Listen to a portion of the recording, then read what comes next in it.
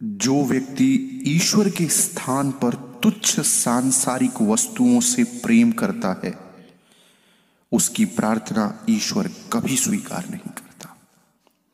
जी हां दोस्तों, आज की हमारी कहानी विश्वास की समग्रता से होती है प्रभु की प्राप्ति, इसी भावना पर आधारित है।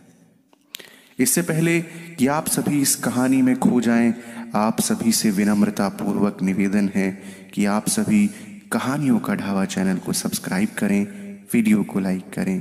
तो चलिए बिना समय गवाए इस कहानी को शुरू करते हैं। दोस्तों, एक बार की बात है, पेशे से शिक्षक श्रीचंद को इस नश्वर संसार के प्रति वैराग्य हो गया। उन्होंने अपनी नौकरी से इस्तीफा दे दिया और हिमालय जाने का निश्चय किया। उनकी पत्नी ने भी साथ जाने की जिद की तो श्रीचंद बोले, देखो, मैं तो सन्यास लेकर ईश्वर के निमित्त हो जाऊंगा। तुम्हें भी उसी तरह जीना हो तो मेरे साथ चलो, किंतु एक बात का ध्यान रखना कि कुछ भी साथ लेकर मत आना। पत्नी ने हामी भर दी और दोनों निकल पड़े। जब काफी देर चलने के बाद थकान महसूस हुई तो श्रीचंद एक टीले पर बैठकर ध्यान करने लगे। वहीं से कुछ दूरी पर कुछ व्यक्ति कोई काम कर रहे थे। जब भोजन का समय हुआ तो वे आपस में बातचीत करने लगे। देखो भाई, ये दोनों काफी देर से वहां बैठे हैं, इन्हें भी भूख लगी होगी।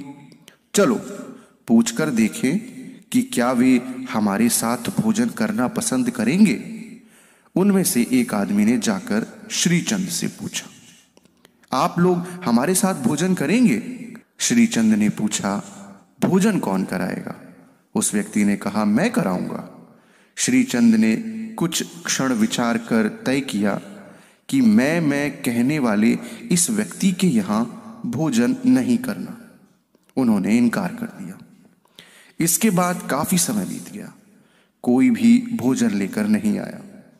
तब श्रीचंद ने पत्नी से कहा, तलाश करो कि अपने पास में क्या है। पता चला कि पत्नी ने एक अंगूठी छुपा कर रखी थी।